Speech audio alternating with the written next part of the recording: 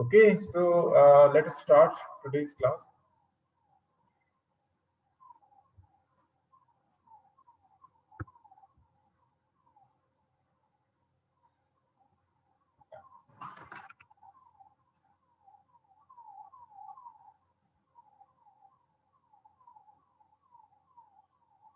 Yeah, so by the time you know that we have two kinds of electron sources in TEMs or SEMs, right?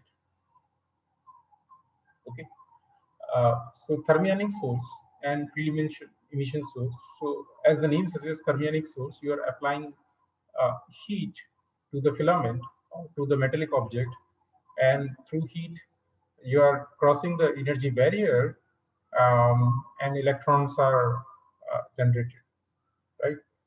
And after that you apply a positive bias, and let me just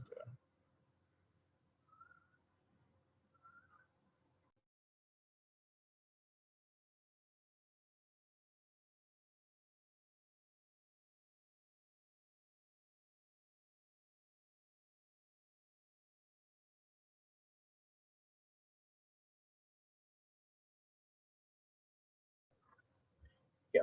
So because my students are also attending the class in the next room, so there was some echo. So and, the door in between was open, so I requested my students to shut the door so that I can focus here. Yeah. So thermionic source is basically, as the name suggests, you heat the source, um, and field emission you apply electric field. So you have to apply some kind of energy to um, knock out the electron from the source. That's it. Um, but it is so there is I'll come to this. So there are advanced forms of sources like short heat. You have to coat actually another material on top of that, and we'll come to this. So these are better, more evolved sources. These are actually used these days. So field emission source in comparison gives give better monochromatic electrons, and thermionic sources are less monochromatic and give whiter electrons. Right? That is the basic difference between both of them, but we'll go much deeper. So let us first. What does whiter electrons mean? Whiter Sorry. basically less monochromatic. Okay? Okay. Yeah, Okay. yeah. I mean, it's yeah. It's good that you asked, but whiter basically, we say monochromatic and whiter, so it is basically these terms are borrowed from visible light optics. Yeah, yeah. Just for fun, I've used this whiter electrons. Yeah.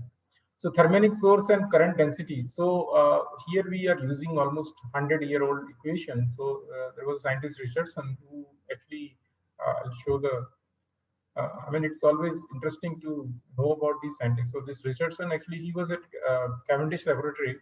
So after graduating in 1900, he began researching the emission of electricity from hot bodies at Cavendish Laboratory. So that was his research, that you heat the materials and look at the emission of uh, electrons, current flow actually.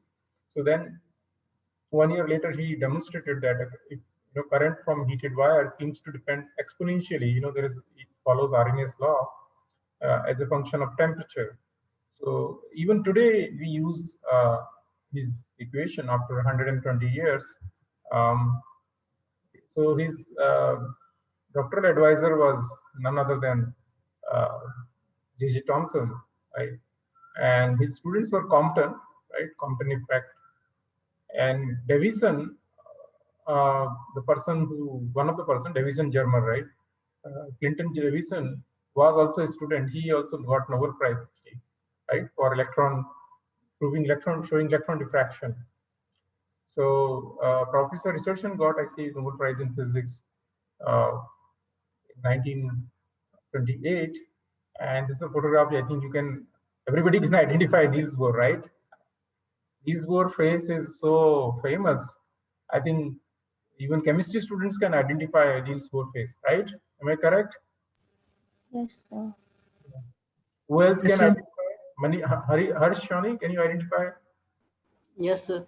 Okay, so he's a popular face among students actually. Diels-Bohr, no doubt about that. So it is important to know about the person behind this small equation. So I thought I had hidden these slides, but I think you will like it. So um, otherwise, this equation just becomes an equation. I mean, right? I mean, I would have easily passed this equation, right? You know, just okay, this is equation. You put the temperature, you put the in a work function. So I is basically the work function, and the temperature is constant, Richardson constant, and then you can see that it follows the exponential law. You have to keep this down and keep this up, right, to increase this. If you want larger current density, so J is basically current density, right, current per unit area, and so it is directly proportional to T square, and so you have to increase T, and work function has to go down. So another important parameter, so this has to be a metal, right? Metals have free electrons, but problem with metals is basically melting point. So you have to find metals which have got higher melting point, and they should be like refractory elements. So tungsten W, right? 74 Z is it's one of the famous material, and even today actually it has not changed. Okay, in several generations, tungsten is still the material of choice. Okay, because there are not many choices in the periodic table.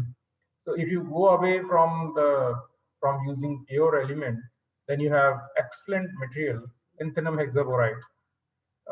It is better than so this tungsten is cheaper. So so ideally you would like to take single crystal, and catalysis students, they know that work function also depends upon the crystalline phase. It's a work function. Suppose you take crystalline material, right? So work function is different at so what work function we study in the tables or whatever. I'm not a good I'm not very good in drawing. So in different directions, actually, if you want to pull the electron out, it takes different uh, amount of energy. Depends upon crystal symmetry, of course. Um, so it is not the work function is not the same actually, and believe me, it affects the catalytic properties immensely. So catalytic properties will be different for different surfaces. Um, Finally, it is all about electron exchange, right? So, um, so tungsten melts at much higher temperature, but lanthanum hexaboride is also very good. It is acceptable, but you can see that lanthanum hexaboride has much lower work function than tungsten. So this is the material of choice. And what about innovation? So there is a lot of research in material science, in fact, in chemistry, which has been done to find a third or fourth material, but I still don't find any a replacement. I mean, there are replacement, but there is I'm not sure whether it has reached to a commercialized uh, state to replace to. I'm not aware of that. If you find, please let me know. I have not done a search lately, but there has been extensive research uh, on field emission sources, but hardly there is any final commercialized. So you can see that this is taken from Handbook of Thermodynamic Properties. You can see this from the table that so this is basically averaged out value, right? So you would like to take either fine wires or pointed single crystal, and for lab 6, it's actually called Lab 6 commercially, so it is chemical name is lanthanum hexaboride. So it has preferred orientation 110, where emission is better. Okay. These are the pictures of some sources. You can see that it is lanthanum hexaboride cathodes. You see different shapes, different geometry. This is crystal here. It is mounted on this piece of metal, and you can see the tip. Uh, this is the crystal. You can see these are the crystal. You can mount them here. You can see it here. You can see different shapes actually. You can see it here, right? So next is field emission. So these sources, these two materials can be also used for field emission. I mean the same materials. So and it has advantages also. So you can you can interchange. You can if you have electron microscope which uh, has the capability of using field emission sources, you can replace it with thermionic source. And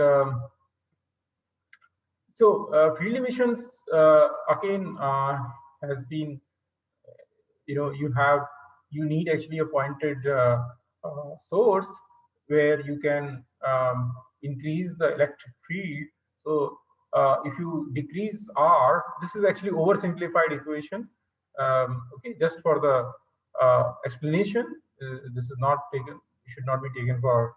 I mean, this.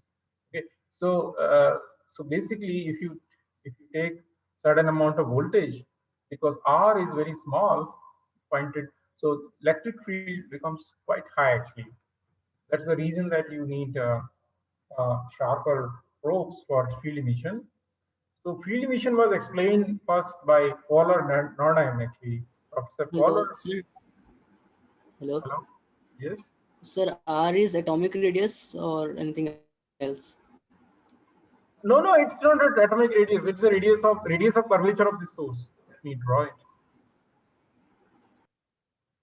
Suppose you imagine a sphere at the tip. Suppose you imagine a sphere. So this is the. Let me zoom it further.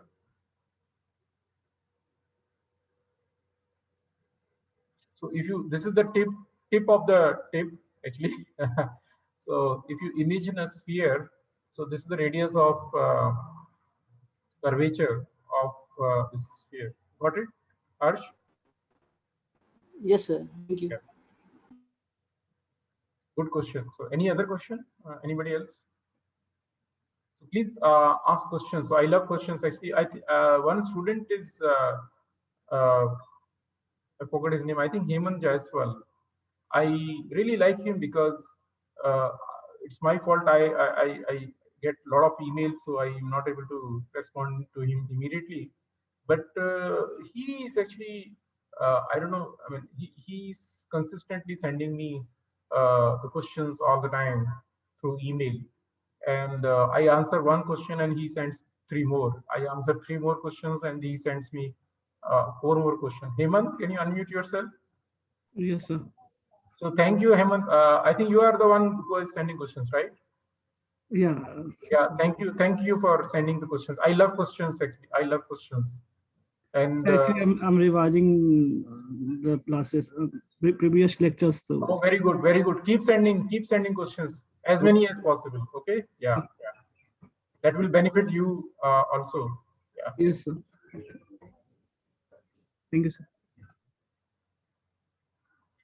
So so basically, Professor Fowler and Professor Nordheim, they gave this equation, and again 100 years back, and we are still using the same equation, same as Richardson-Dashman equation, 120-year-old. So there were three assumptions: that surface is planar, temperature is 0 Kelvin, emitting surface is metal, and if you are taking bulk metal. So considering all that, it is still good enough. So this is actually a very simple equation. Again, you have J, and you can see that a lot of things are constants.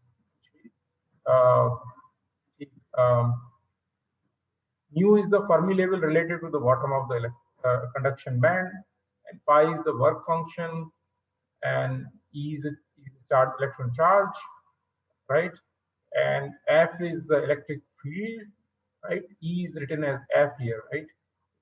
E, whatever you call it, F, it does not matter. Fine, that's it. It's very simple. So, so then you get current density, which is actually a function of electric uh, field. So you can see that it increases as a function of increase in the electric field, right?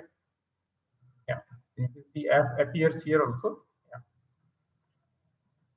So this is the scanning electron microscope image of one of the field emission source, and material can be anything. You can see that how sharp it is, and please remember this equation, right?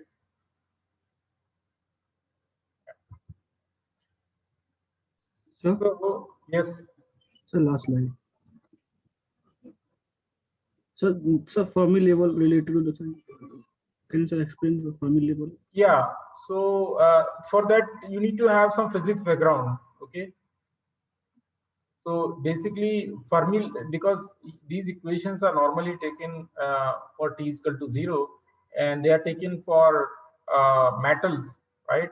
So these metals obey Fermi-Dirac statistics. Have you learned about this Fermi-Dirac statistics? No, sir. So yeah, so it is actually solid state physics. That's why I avoid going into detail, because I need to teach you Fermi-Dirac statistics. So at t is equal to t0, all the electrons which are fermions, they are actually considered to be below in the valence band actually, and so Fermi level is somewhere in the middle, and okay, so you need to really little bit okay, so maybe I'll prepare a slide for you in the next lecture. You just send me one email. Okay. Sir, actually, I watch a lecture in YouTube, sir. So it is said that Fermi level defined on 0 Kelvin, but it will be defined on any temperature. Just Fermi level, I have to teach it. I teach it in STM class. Okay, when I teach scanning tunneling microscopy, then I make all these concepts clear actually. okay, so yeah, okay, so it requires some background. I mean, okay, I need to tell you density of states and all those. I mean all those concepts. I need to teach you density of states also for that. Okay, thank you, sir. Are you aware of density of states? No. So these physics concepts are not that easy that I can immediately plug it in, right? So I mean, to understand this, you need to understand many other things. Okay. Yeah. Sir, Yes, madam. sir, a small doubt. Will this constant depend, like there are two states, like intrinsic and extrinsic? Will these change, sir, for intrinsic and for extrinsic? What do you mean by extrinsic and intrinsic? Sir, Fermi level. Sir. No. I think you are talking about. You are confusing it with semiconductors. Intrinsic. Yes, sir. Yes. No. We are not talking about semiconductors here. These are metals. Yeah.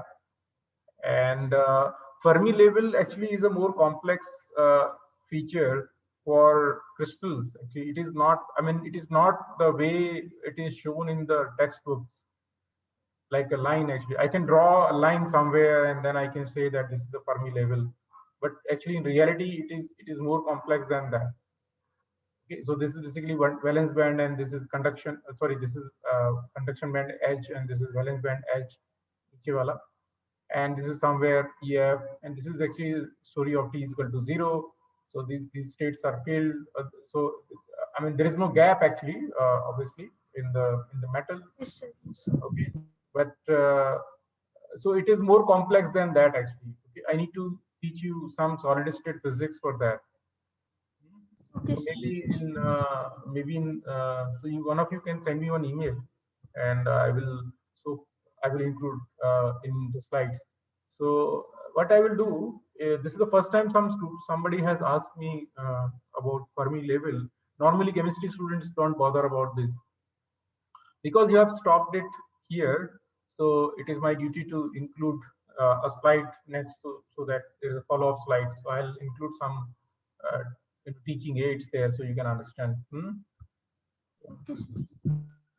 So let us move to the because then I need to teach you a lot of other things also. Okay? Yeah, it's not a simple concept that I can finish it off. So field emission sources, you can read this. There are a lot of, I mean, these things I have already discussed, so there's nothing much here. Yeah. Why do you need ultra high vacuum in field emission TEM? So for field emission to occur, surface has to be pristine. It has to be clean, completely clean. So there should not be any deposit of contaminants here. So otherwise, it will be a problem. So it's also a problem that when you use field emission SEM or field emission TEM, the vacuum conditions are highly rigid. So if you change the sample, so between sample to sample, it takes more time to uh, vacuum. So you have to wait more, and you need it becomes more expensive in terms of vacuum, buying better vacuum pumps. Okay, so there is a way around it. I'll show you how industry there is a middle path somewhere. So you don't compromise much. So middle path is basically hot Schottky.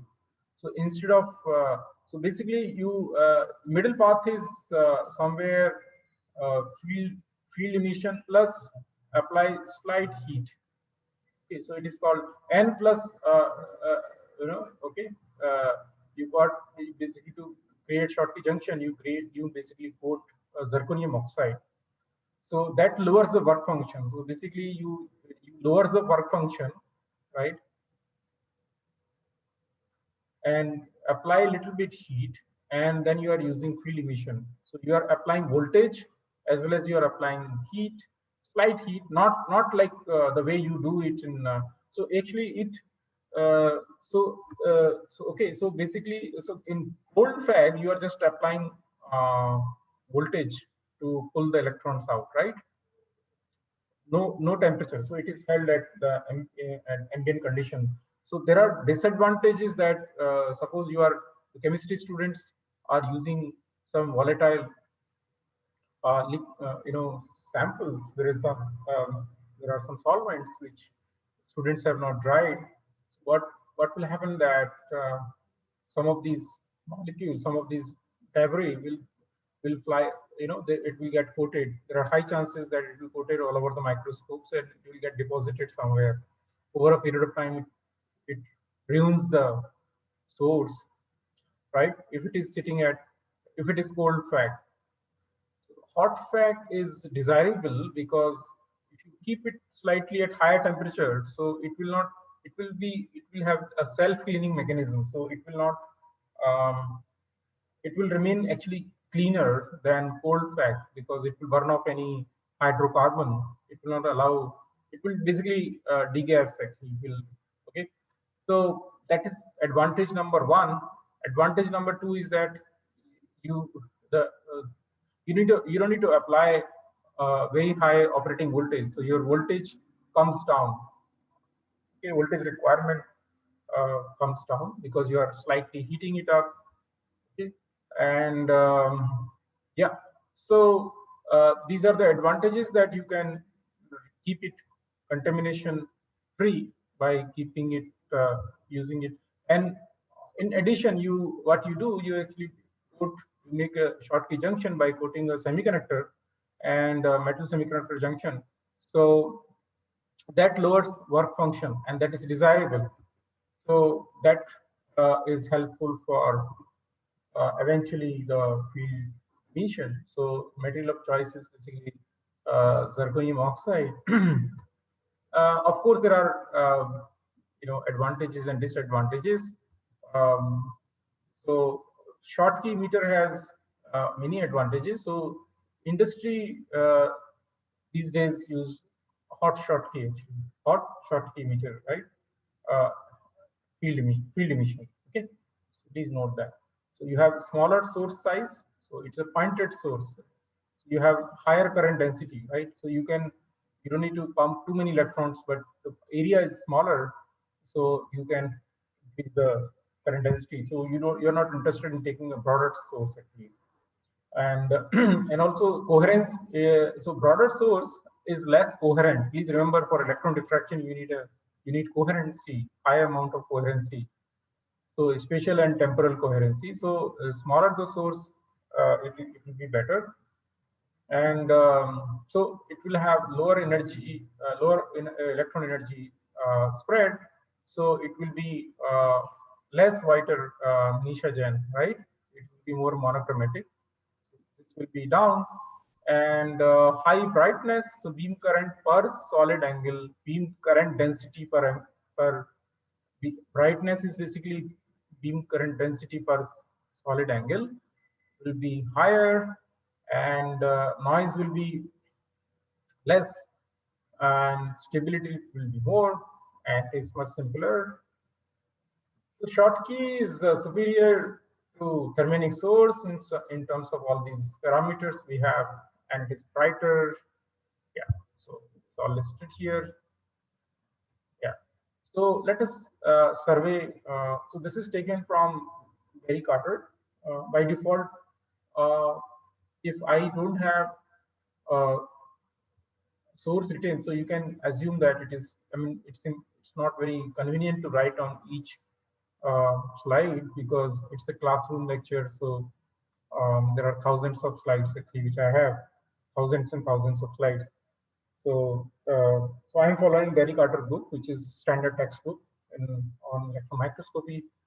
So this table is also taken from same book. And so you can see that there is a comparison between tungsten, which is thermionic source, and lab 6 thermionic source. Okay, and these are two field emission Schottky and cold pack. Now let us look at one by one. Here you can see that this is actually tungsten. This is actually tungsten, because you can see work function is the same here, but you can see that here work function, this is Schottky pack, this is lower than this, right? And this is lab 6, so lab 6 is anyway lower than tungsten. So this, I hope this row is clear, right? Let us move to the next row. Richardson's constant A is ampere per meter square, Kelvin square, right? So this is, you can see that you are using, this is given only for these two columns, because it is not applicable here, because this is for field emission, this is for thermionic sources. So it is almost equal, yeah, for both.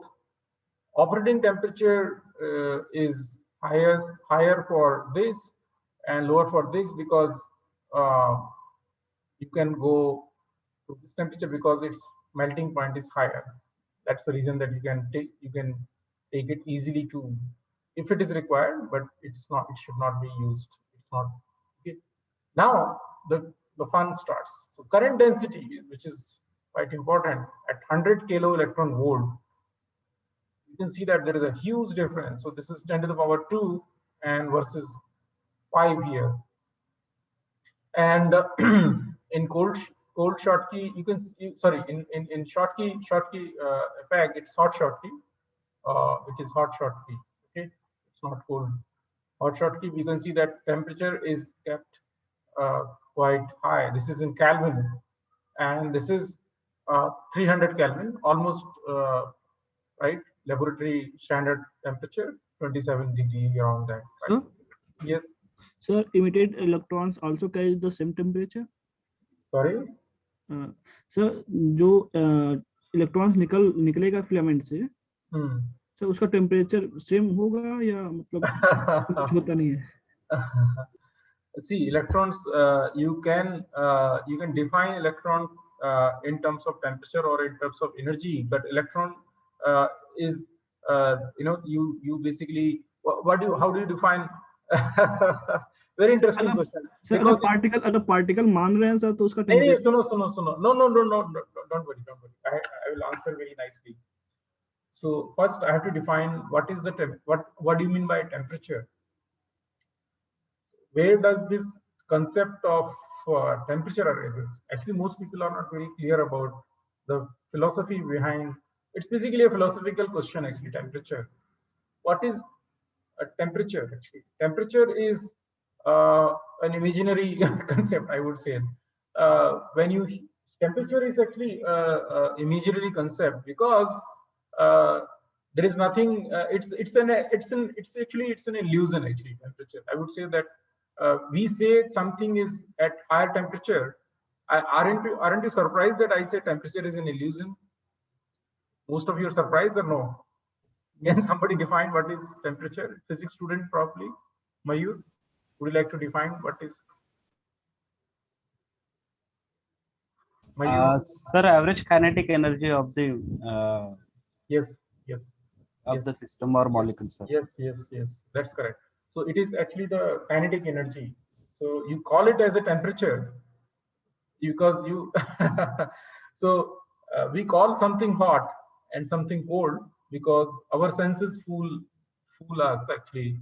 So our skin can handle certain amount of temperature. So if it is larger, then we say, oh, it is hot. It is hot temperature. So in nature, there is nothing as such as temperature. It is actually for our convenience, we define a scale and we call it as a temperature. So temperature, high temperature in physics means atoms are moving around very vigorously. So if you increase the temperature, so these bonds are basically juggling around very vigorously, aggressively, right? So bonds start, if you increase temperature further, so basically bonds start breaking down and okay, so that you call it as a high temperature. Then finally it happens that material become red hot, orange hot, yellow hot, yellow, it starts emitting light. Okay, because a lot of electronic transitions are taking place when you are increasing where you are increasing the energy. Actually, I would say energy. Actually, it's the kinetic energy, as he rightly said. Actually, we call it as a temperature. Okay, so but it is basically emitting, okay, energy emitting body or something like that. I hope you understand the concept of temperature. It is basically a fake sense actually. You understand? Yes, sir. So atom does not know that it is. Atom has no idea about that it is setting at certain temperature. So it is just a kinetic energy, as Mayur has rightly said. Sir. Yes. Sir, earlier you said that work function should be small and temperature should be high, so that we will get best result. So work function is so you need to cross the work function. Work function is basically the energy threshold which is required to to eject the electron out or from solid, right? Yes, sir. You want actually you want it to be lower so that you can you need lower energy, lower crossover energy to pick the electron. But in a cold FEG we are having greater work function and smaller, like 300 Kelvin just temperature. So it will be useful or just no? But you are applying field. No, I'm coming to that. So you're applying electric field. Okay, sir. Because it's a field emission, na? Yes, sir. Yes. Temperature तो ऐसे ही लगा दिया यहाँ Yes. पे. So okay, so this is basically, so temperature is just, I told you, the temperature is just to help. So here electron emission is happening because of we are applying high field actually, right? Yeah. Yes, sir. To pull the electron out. So that is field emission. So these are actually, these two are thermionic emission. So there you apply so this is just to assist it. This temperature is not needed, but you can see that here we don't need to apply a high temperature. Okay, but we can just apply high field and we can. But I hope you understand the concept of temperature. Answer. Do you understand the concept of temperature now? Yes, sir. Yes, sir. So it is actually a fake sense, right? Temperature is actually fools us actually. The real, we have to look at the atomic level, what exactly we mean when two bodies are sitting at uh, two different temperatures. We call it higher temperature or lower temperature, whatever it is. So let me start from the bottom. So lifetime is actually very high. It is it's quite expensive, but I'm sorry, quite expensive. But you can see that you can run it more than 5,000 hours. Then you need to change it. But you can see the lifetime of tungsten is quite small. You need to change it frequently, but it is also cheap. Vacuum requirements are less stringent here. You can see that it's really manageable. Look at this, 10 to the power minus 9 because contamination. So here you can afford 3 order of magnitude. You can lower because of thanks to this. This is actually helping this, right? This is helping here. You can see current density is highest here and crossover size is very good. You want it to be small. So you can see this is winning here. Okay, it's like mobile phone comparison, right? So crossover size nanometer, you can see it's quite big here. Okay, and it is 5 nanometers, so you can have a nano beam. So you can do all your all your STM work. So it is good for STM HADAP and other things. You can see that this is very impressive actually. You can see crossover. Actually, I will explain you what is crossover, but you can actually manipulate the crossover also. You can later on you can by applying magnetic field you can always narrow it. It's fine, but it is always desirable that you have a narrow crossover for coherency actually of better coherency, spatial coherency. Yeah. So another we come down here that we can see that brightness is brilliant here. Both of these sources are very good. So this is less bright. That's the reason that when field emission sources came, images started looking much cleaner, better, and impressive. You can actually compare just by looking at uh, thermionic emission source image and field emission. You will see that this is look this is like um, what I say from an iPhone image, and this is from ordinary Chinese phone actually. Okay, it's like that. Emission images are beautiful actually, like from iPhone actually. Yeah. So Sir, yes, ma'am. sir, how is the operating temperature is related with the vacuum? Means Sorry, related to vacuum means, sir, in the case vacuum. of Yeah. Okay. I explained it, but I'll explain it again. Let me erase it.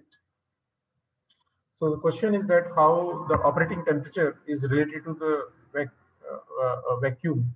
So very nice question. So let us, yeah. So Priyanka is asking how these two parameters are connected. So why do we need, first thing, why do we need higher vacuum? Why we can't use uh, this vacuum? So the vacuum requirement is to increase the lifetime of this source. So you can work with uh, um, I mean, temperature is connected because if you keep it at higher temperature, so what will happen that uh, you, it's actually, let me explain you entire process.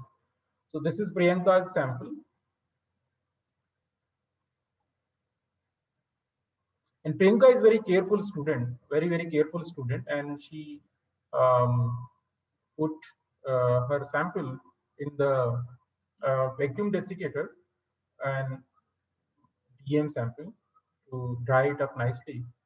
But she has no way of confirming. Priyanka has no way of confirming whether it is still, when you put.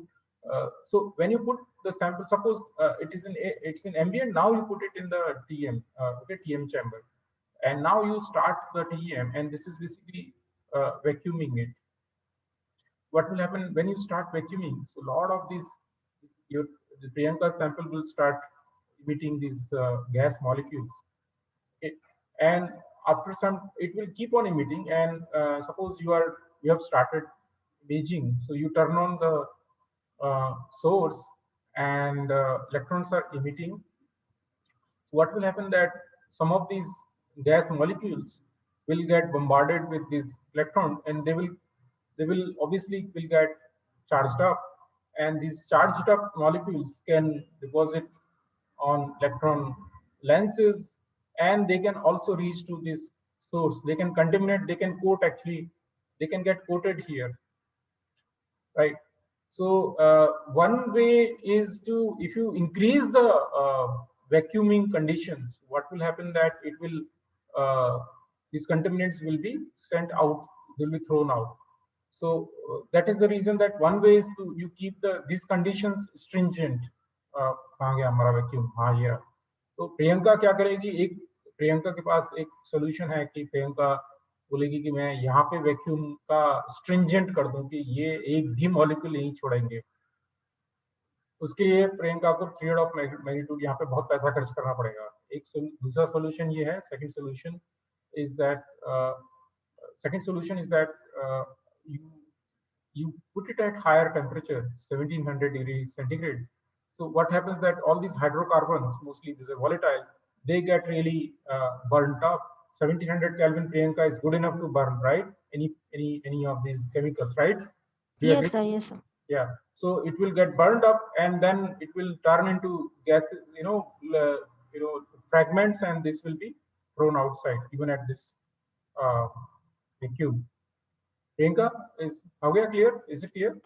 Yes, sir. Sir, so in the case of cold FEG, it is not sufficient na, to burn out. Means the temperature is 300 Kelvin. Yeah, so, you're right. So that's why you keep this at higher vacuum low. Yes, okay. Yes, sir. Thank you. Yeah, that's why it becomes more expensive. Also, it becomes time consuming. So Priyanka, let me tell you some practical things. So suppose there is some leak here. Okay, so life is not that easy. So you are putting so many things inside. So there are these gaskets, actually, rubber gaskets, O-ring, and all kinds of things. All these physics people know, actually it's a nightmare to steal things because you are frequently taking things out. So it's basically a nightmare to reach to this vacuum condition. It's not easy. Believe me, it is not easy. Believe me, it's not easy. Small leak, you can keep on waiting for days and days, and you will never reach. It takes a lot of time. 10 to the power -9 is not a joke, actually. 10 to the power -6 is manageable. So that's a reason it is better that you keep it at this higher temperature to avoid the contamination, right? I hope it satisfies your curiosity. Yes, sir. Any other question? Because Priyanka and Ansar, they asked questions, so it led to beautiful discussion. So I would like to ask if anybody has any question, further question. Deepali, Ankit, Nivedita, Pavan, Pooja, Umashankar, Vidya, Kiran, and most students remain in the silent mode except few. Yes. Yes. Yes, bolo. Sir जब tungsten में मतलब drawbacks it has so many drawbacks, so why it is in the use still? No, the tungsten does not have drawbacks. You see, drawbacks are related to your pocket. Okay, when you look at the food plate, you can see you have 3 different food plates. One has high amount of nutritious food, and one has okay. So It depends upon pocket size. If you have smaller pocket, you buy. It's about money, madam. Means the manufacturing of tungsten is really like it is done by powder metallurgy. It is very hard, sir. So waste of like money. Can you repeat your question? Sir, nothing, sir. No problem. You can type it actually. If there is a noise, you can type your question. I'll wait for your text. No, means sir, like the manufacturing or the into some parts like shape, it require the powder metallurgy process. So those process will be a waste of money if it doesn't stand in its standards. Like we are using the cold FG short key FG. Good question. Good question. So, see, most of the time, I mean, many times there are samples where I don't need high resolution. I don't need these kind of stringent condition. For example, for polymer samples, for biological samples, most cell imaging, unless I'm doing protein imaging, many samples. There are many people uh, uh, who do not need actually high resolution, who do not need actually more than tungsten. Believe me, there is a huge requirement for low-end TMs also. Cheaper TMs where tungsten can source, they can replace it very easily. It's so cheap, 500, 600 rupees, or maybe more. I don't know the cost, but it is quite cheap actually. I mean, it may be in few thousand. I don't know. So tungsten is still is tungsten thermionic source is still in big use, big demand. And here also you are using tungsten. So this is also tungsten, right? These are also tungsten. You can use lab 6 here, but here in this table, this is basically tungsten, right? This is tungsten, right? Yes, sir. Yeah. So tungsten is not bad. Tungsten is not bad. Nothing is bad or good. It depends upon your pocket and your application. I mean, for example, person sitting in Tata Steel, answer, they are looking for some routine metallurgy, some smaller things. So they need high throughput SEM, and they don't need actually all kinds of these old facts short. I mean, they need to uh, routinely sample tens of. Suppose you want to screen tens of samples every day, so many samples you need to quickly take in, take out. So then you don't want to wait for this kind of vacuum. If this works with this vacuum, and you're not interested in high current density, high brightness, blah blah blah. You are not, your magnification requirement, or it's not. You are looking for probably for some fracture or something. You understand what I mean? Metallurgy, there are so many things, actually, right?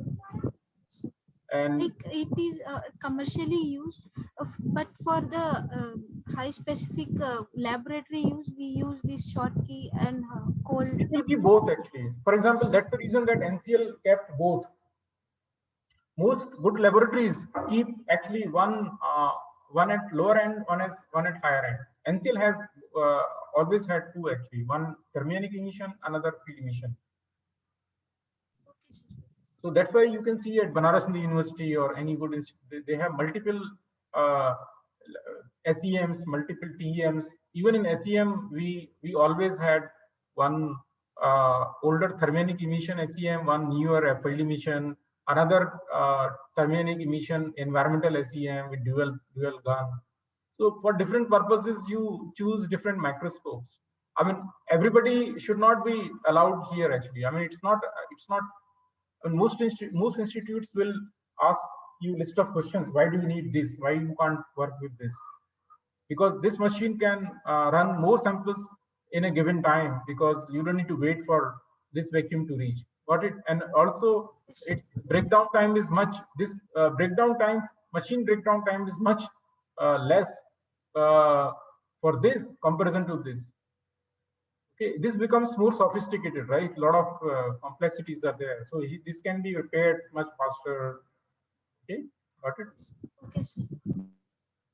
But any other question, related question? And what is energy spread here? Energy spread is actually delta E. I've been telling you that it's like, you put junk in and junk comes out. So for example, I say 300 kilo electron volt. So energy spread is how much plus minus, got it? That is Plus, energy spread.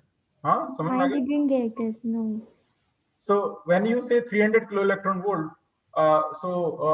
if you measure, so is it 300 kilo electron volt plus minus 2 electron volt or plus minus 10 electron volt? So that is your energy spread. Okay. Okay. Okay. Sir. So how, what is your uncertainty here? So how do you know I- that this is, yeah, 300 kilo electron volt? It can be, so in electron microscopy, it matters a lot because you are doing analytical chemistry. So plus minus 2 electron volt will ruin your resolution for, please remember, it will ruin your resolution for energy dispersive spectroscopy, right? It will ruin your resolution, peak resolution in spectroscopy, analytical chemistry. It will do a lot of damages. So it will make your life very difficult actually for analysis. So that's the This reason that energy, sir, this energy spread will cause chromatic aberrations as well. No? all kinds of, yes, it will cause chromatic aberration, very serious chromatic aberration. It will cause all kinds of problems. So you would like to keep it as minimum as possible, but then it depends upon your budget, right? Money you have in your pocket, Manisha. Yes, How many crore rupees Jain Saab has? कि Jain Saab की तिजोरी में कितने पैसा है? हाँ? And so lifetime, time यार हमारा लाइफ टाइम कितना है? उतना ही उसी का कितना दिन सांस लेने वाला है? समझ में आ गया? yes, sir. बस उसी का लाइफ, उसका भी लाइफ टाइम होता है ना. सोर्स कितना जल्दी मरेगा? ठीक है, सोर्स का लाइफ टाइम, टीएम का लाइफ टाइम नहीं. Okay, sir. Sir, what is the relationship between the brightness and temperature in respect to Yes, lead it to is, the it is Schottky coming. energy? Yeah, good question. So it is coming in my earlier slide. So temperature and voltage will increase the brightness. Obviously, the brightness is basically current density per unit solid angle. So when you increase the temperature or increase the voltage, your brightness of the source goes up. Yeah. So still there is some limit, like the temperature. Yes, you are right. You are right. There is always a limit. Yes. There is always a saturation. It hits saturation somewhere. You're right. You're in right direction. Yes. There is always a limit that you hit the saturation. Okay, sir. Good question. Yeah. Anybody else? Some people are always on the silent mode, so I'm not sure whether they are understanding or not. Sir, one question is actually maybe I forgot, sir, but I would like to ask how the electrons are forced to leave the. Mayur, if there is any question in the chat box, because I don't normally check the chat box, so you and this is your responsibility. You have to check the chat box and tell me that this students has asked this question. Okay. Yes, sir. Unmute. Yes, sir. Yes, Yes. sir. Carry on your question. Yes. Hello, sir. Hello, sir. Yes. Hello. There is a noise actually, Tushar. So what does emission current stability significant for? Emission current stability is same as yeah, like our internet stability. When I say that kitna fluctuation ho raha hai, basically emission current stability is that how much, when I say that this is the current over a period of like hour, what is a percentage like change, and really it can make life really difficult. It should be as small as possible. Yeah. So लेकिन sir so cold FEG में तो sir ज़्यादा है तो Yes, you are right. ज़्यादा है, but it is still okay. I mean, it is not order of magnitude large from 1 to 5, right? So it is. yes. It is not like 1 to 100. It's not like 1 to 10 or something. Yeah, 1 to 5 is fine. Yes. Yes. Any other question? Mayur, you were asking something, right? Yes, sir. Bolo. Sir, Mayur, you were there yesterday, right? You were helping your teachers, right, in the Bajaj Science Center. yes, sir. Actually, I was in there in mentorship, sir. You were a mentor. You designed the I think project also, right? Yes, sir. Yeah, very nice. Okay, continue. So I was impressed by your contributions yesterday. I was happy to see you there. Thank you, sir. Okay, continue with your question. Sir, what limits the Schottky sources? What kind of limit? Lifetime, sir.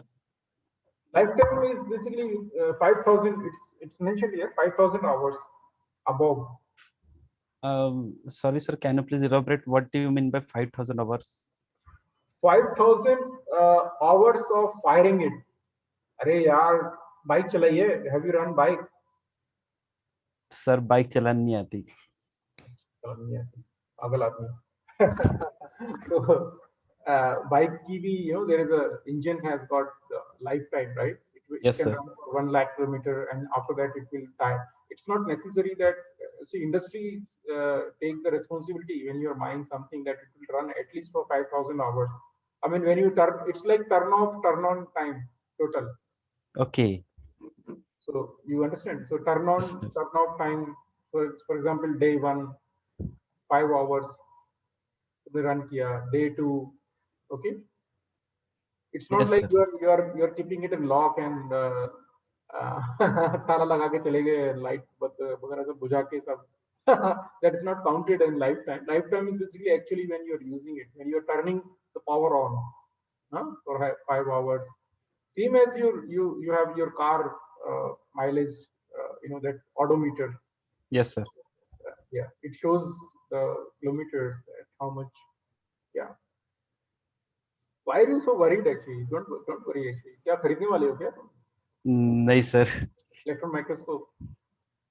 No sir, actually अगर पता रहा तो हो सकता है कि कल जाके अगर इलेक्ट्रॉन माइक्रोस्कोपी अगर हैंडल करने को मिलता है तो सिर्फ हैंडल ना करते उसको असेंबल भी करते आना चाहिए सर, पता रहने को ना कि क्या क्या डिफिकल्टी हो रही है. I agree with you. I agree with you. But many people they buy, and for them also it is required that they should know actually. One day I'm sure some of you will buy your own microscope. Yes sir, yes sir. My blessings are with you actually. Sir blessing से कुछ नहीं होगा sir, पैसा मांगता है.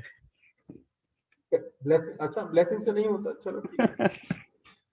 पैसे से ज्यादा क्या चाहिए? पैसे से ज्यादा टैलेंट चाहिए. You need to run it. Yes, sir. Yes, sir. Yes. And they have electron microscopes sitting next to them, but they don't know how to use it. So yeah. So now let us understand Mayur's question. Okay, so I don't know who asked this question for brightness. So brightness depends upon the emission current, the divergence angle. Obviously angle is most important. That's and then okay. So these are the properties which are okay.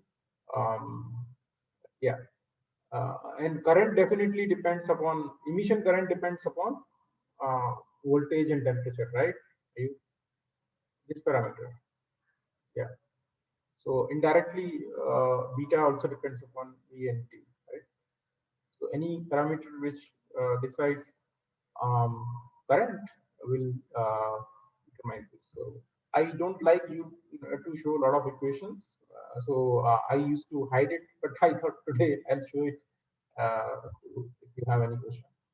So after that, once we are done with the source, how do we fit it actually? I mean, it will be interesting to many people, but it may not be interesting to several others. But this as a it is important, very important. So your lab 6 crystal is here. You can see pink, whatever color you call it. Once a color, pink color, and then you have this Reynolds cap, and right, and this is actually negatively charged. You'll be surprised. This should be positively charged, right? So this is the most important part, first part after the source. So positive charge actually, sorry, negatively charged electrode basically push these electrons this way, because electrons are also positively charged, and this electrode is also, sorry, electrons are also negatively charged, and this is also negatively charged. So there will be Coulombic repulsion. So this you can see that electrons, the application of this negatively charged electron is immense. You can see that as soon as these electrons are ejected, they are ejected in all kinds of directions. So you want to basically squeeze them. Okay, you want to point them in one direction. So you can see that after this field, so they start following the curvature becomes it becomes it start changing, and finally you can make a pointed source here. So you can see that they merge. So this is actually called your gun crossover. This is the most important parameter here. So your gun crossover is not here. So this is the source size. Let me tell you in a crude term. So your electron beam source size is taken from here, not from here. यहाँ से count करते हैं. And this your distances, any distance is counted from here. This is actually taken your as your virtual source, not this. After this, and after that you can apply your voltage. And so all your voltages are applied here. 100 kilo electron volt, whatever positive voltage you are applying actually here. Okay. So accelerating voltage is applied here, not here. Here you have small, and you can change it actually. So this is variable. This voltage here is variable. So you can change the gun crossover. This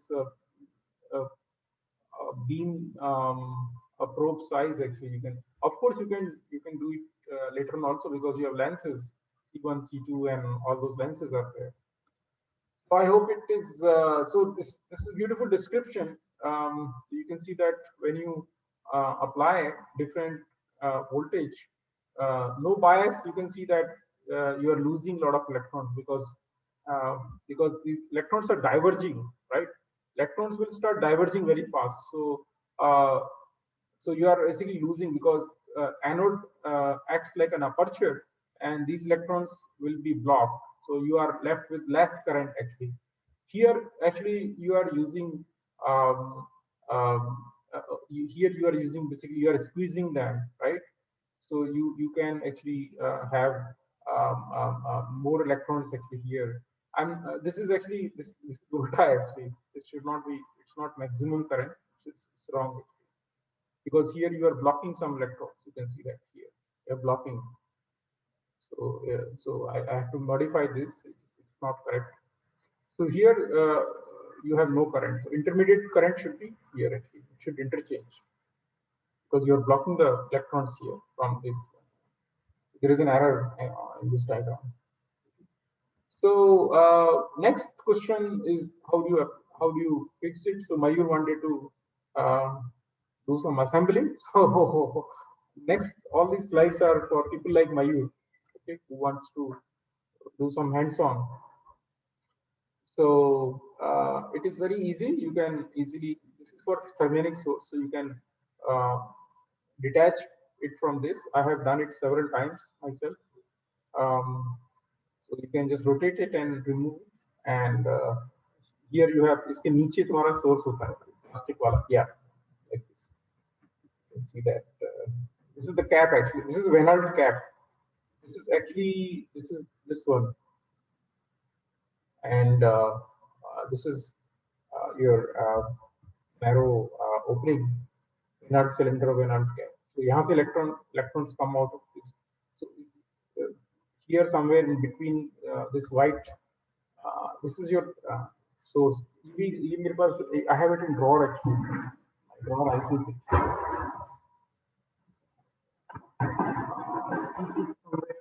My drawer had several of these actually, and the filaments are broken. Only these plastic pieces left over. So I used to teach in classes. So in offline classes, I used to carry this with me, and I used to teach students. I used to, in every lecture, I used to carry, almost every lecture, I will carry something in my pocket, and I'll show sometime AFM part, sometime TM something, and I'll take them to the laboratories. So now it is not possible. So you have to be satisfied with whatever you get. At least you are learning something, right? right, Mayur? That was the aim of Bajaj Science Center, right? Students, Yes, so sir. kids are really in the back time. Actually, kids are getting bored at home. So Yes, sir. Yes, Bajaj sir. all these Bajaj Science Center, they are keep organizing some activities so that they are engaged. So I'll see if I can arrange some activity for electron microscopy. It was not required earlier. There are a lot of other works also. So I mean, I'll see if we can do something. I talk to the microscopy, or once you come here after this pandemic is over. So yeah. So electron sources, in fact, The last, yes. the last slide. So again, so one more. So where you tick the blue line, so that is a gun crossover. So? Sorry, gun crossover is, yes. Gun crossover is here. Okay, sir. Electron source is somewhere here. Gun crossover is here. Electron source is electron source is somewhere here, setting somewhere here. यहाँ के ऊपर है ना, यहीं पर है. I'm sorry. This sits just here. Electron source is here, somewhere here. Gun crossover is just few millimeter below. यहाँ पे है, and electron source sits somewhere here. समझ में आ गया? Yes. Yeah, Sir, previous slide. Priyanka ऐसे बोलती है, मुझे डर लग जाता है, एकदम दिल की धड़कन बढ़ जाती है. Sir, जोर से बोलती है, एकदम डर लग जाता है, एकदम दहशत सी हो जाती है. sorry, sir. अरे मजाक कर रहा हूं, ठीक है ना. हाँ, बोलो. Sir, I didn't get bias. मतलब sir, in third cases, high bias में no current. Sir, why this is मतलब इसमें bend क्यों हो रहा है? अरे मैडम, इलेक्ट्रॉन के ऊपर नेगेटिव चार्ज है, right? Yes, sir. And here you are applying negative bias. तो उल्टा लेके ज्यादा बढ़ा दोगे इसको तो उल्टा भाग जाएगा ना उसी डायरेक्शन में. तो एनोड तो सर पॉजिटिव होता है ना. एनोड नहीं है ना. अरे ये गलत लिखा है ये इन्होंने. अच्छा, ये एनोड है पर वेनाल्ड. अच्छा. ओ आई एम सॉरी. इन्होंने क्या किया है यहाँ पे? Okay, you understand. इन्होंने क्या किया है, ये वेनाल्ड ग्रिड यहाँ पे नेगेटिव चार्ज है ना, ये पॉजिटिव चार्ज है. Okay, sir, get it. Okay, got it. Yeah, this is actually they should have not shown anode here. They should have shown anode presence was not required actually. Yeah. So yeah, so you can see that you can interchange sources. So you have this electrode and the tungsten filament, lab 6. And then you can use this pointed field emission source, right? So brightness increases with increasing electron voltage. Some student asked this question, so it is mentioned here. Yeah.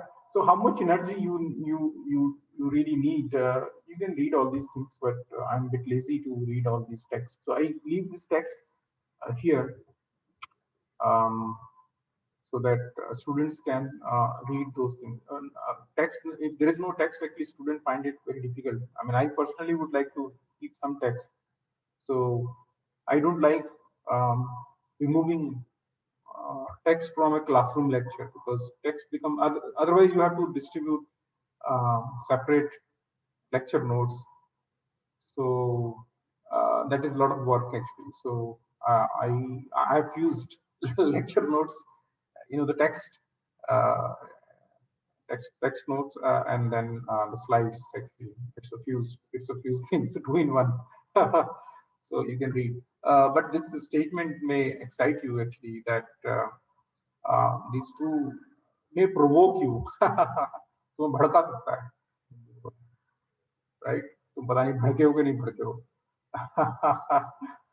So energy of electron beam puts into the small area of specimen is nearly 150 megawatt per millimeter square. That is a very.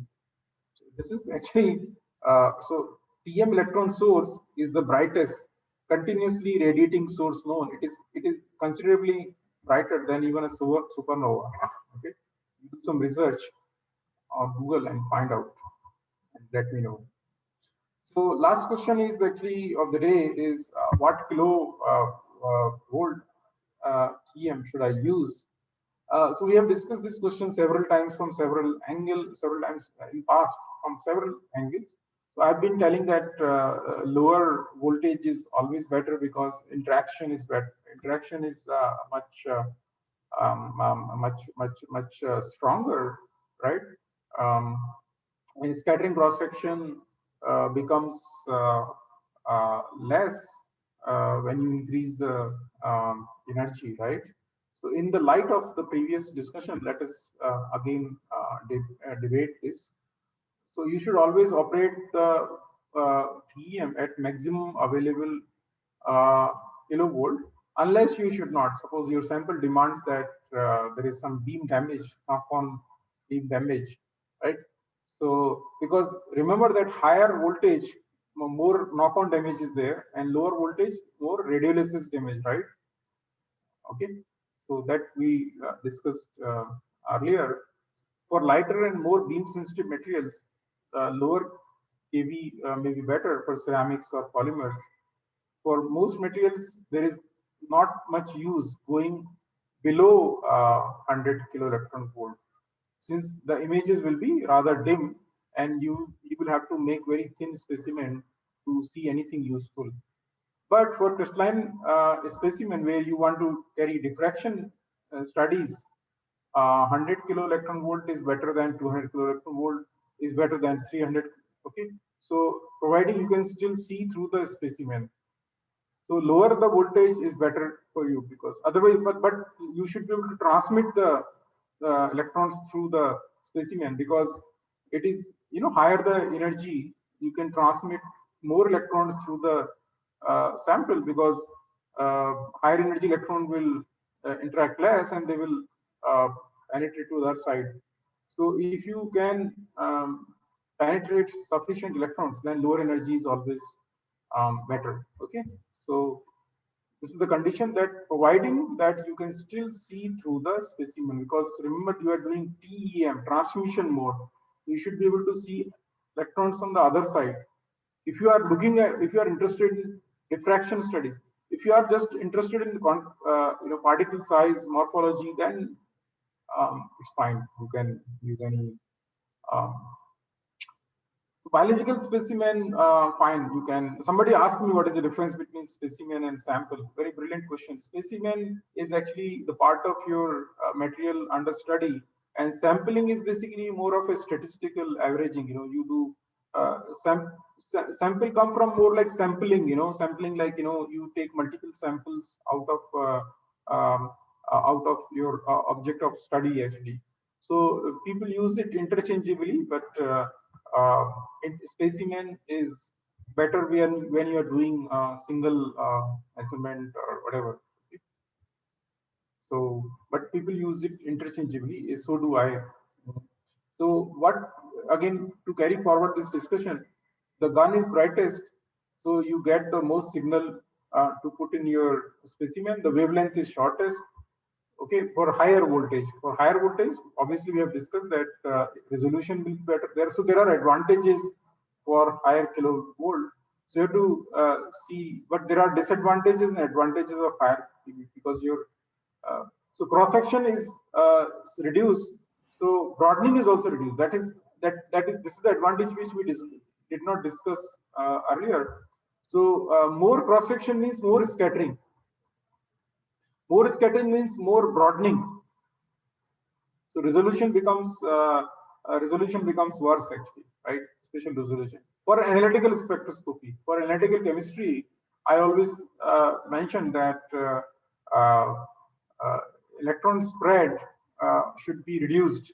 Otherwise, that becomes your probe size. Your probe size is not where the beam is falling. Your probe size becomes, for example, you are looking for X-rays for your analytical chemistry. So your X-rays will be generated wherever these primary electrons are circulated and they interact with the atom. So they will. So more this primary electron get scattered in your sample. So more they will generate X-rays from larger area, right? So So that should be avoided actually, right? So for cross section for elastic scattering is reduced actually for higher kV, because they are more likely to go straight, right? Because scattering cross section is lower for higher kV. So that means this kind of a scatter is less. This kind of scatter is less, so they will go pointed actually. So there are, I mean, all these things are listed, so you can look at it. So last few slides, which are more about instrumentation, less about hardcore conceptual understanding. Peeping inside the microscope, so you can see different parts. So this is the condenser aperture. You can pull it out. You can basically it's a metal strip. Somebody actually asked me. Yeah, I think Pooja asked me. Pooja had asked me this question. I don't know whether she's there. Yes, I am there. Pooja, I think I remember you asked me this question long back, right? So you can see this. This is the aperture holder. Yes, sir. Yeah. So you can choose actually different aperture. So you can slide this out or in it, and this is the holder, and you can put this plate on top of this, and you can replace it. You can put another another plate like this. This is okay. And so, sometimes what happens that if Priyanka's sample is really dirty, so Priyanka's sample will, the volatile stuff will get deposited around this circumference, and it will induce a lot of problems like astigmatism and all kinds of, because finally electrons are going through this. So, so suppose sample is deposited. So because these apertures are highly machined very precisely. So any deposition will change its geometry, and it will have serious consequences on electron, how the electron travel. So they will get, it will get, the electron path will get distorted actually. So that should be avoided. Yeah. So there is a separate lecture for apertures, which I take. I think it will come next. So there, Pooja, more questions, deeper questions will be answered.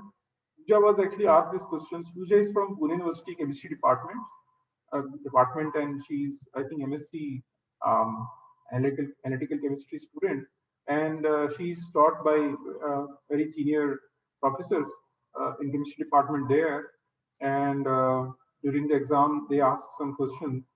So Pooja was discussing with me. So yeah, you have the liquid nitrogen dewar. In order, Priyanka's sample is really dirty. What Priyanka can do, suppose she does not, she can actually, this can serve several purposes. Liquid nitrogen dewar is used also for your EDAX detector, but it can also cool your, uh, it can work also cold trap for your sample. So suppose Priyanka's sample is here, which is very, very dirty. Priyanka forgot to turn on the vacuum. And so what if she keep it at liquid nitrogen temperature, so all the volatile, all this stuff will remain, will get solidified and will remain here only, no matter how much. इसकी कुल्फी जम जाएगी प्रियंका, हमारे sample की जो गंदगियां है ना, ये sir deposit हो जाएगा उसमें। तो यहीं पे चिपका रहेगा उस, तो उड़ेगा ही नहीं, है ना, उसकी कुल्फी जम जाएगी, उसकी बर्फ जम जाएगी यहीं पे। तो ये तरीका है, उसको लिक्विड नाइट्रोजन में डुबो दो उसको अच्छी तरह से, बढ़िया। This is the application of this. We create a inert atmosphere, sir. Yeah. So this is actually cold trap. You can read these things. I mean, I don't want to. This is basically your viewing screen.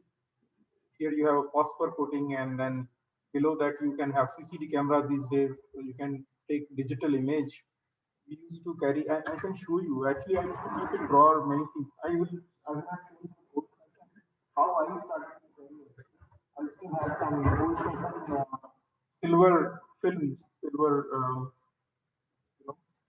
I will show you how I actually. Yeah, I'll open my.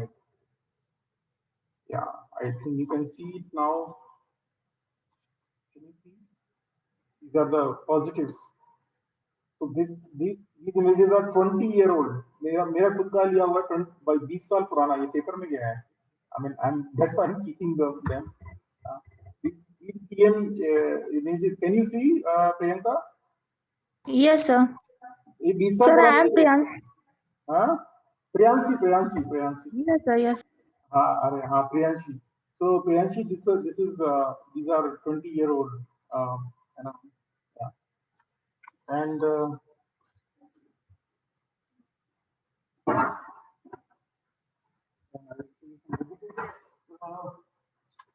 And see this, we used to get something like this. लोग हंसोगे, ये कौन से जमाने के PhD science करके आए. You can see 50 nanometer, यहाँ पे 50 nanometer is written here. 50 nanometer scale is written here, and okay, I'm keeping them in this kind of pouches. So just for my memory actually. ये सब develop, you know, ये सब लेके photo लेकर के develop करवाते थे वो ग्रीन रूम में, whatever you call it, so that you know, that solution so that was life. And then you need to scan it, so we used to keep a scanner to yeah. So nowadays you have digital cameras here, you can. Sir, we have developed and fixed that X-rays film, sir. क्या? X-rays film sir, जब हम लोग X-rays पे कोई practical करते थे, जैसे कि डीबाई शेरर कैमरा या ब्रैक्स पैटर्न या लवे पैटर्न, तो हम लोग उसको डार्क रूम में ले जाके रेड लाइट में उसको क्लीन करते थे डेवलपर और फिक्सिंग सॉल्यूशन से. Yes, same thing, yes, you're right. So these are the TM grids, and now today I'm feeling impressed by Mayur. I saw his contribution yesterday, so मेरे mind में उसकी थोड़ा कद बड़ा हो गया है मयूर तुम्हारा. I liked your contribution actually, but it's very good. So you can see that these are the TM grids, and here you can put two grids at one time, and here you can insert them. This is sample port. यहाँ से भी gas leak कर सकती है, सब जगह से, यहाँ से जो है ना सब, they're all leaks. The leaks can, I was telling you about reaching the vacuum, so you know, it can leak from anywhere. There are hundreds of places. It can trouble you like anything. It's not easy. So these are old-fashioned buttons. So that's it. These are the control things. Nowadays, actually, this is replaced by this. So I'm showing both actually. My time it was like this, and nowadays it's like this. Now people are talking about artificial intelligence and all that actually for image analysis. So image capture, you have viewing screen, you have binocular, you have CCD camera here. You can see CCD camera. Viewing screen, so you can put the binocular here. So that's how it works. And okay, so any question from anybody?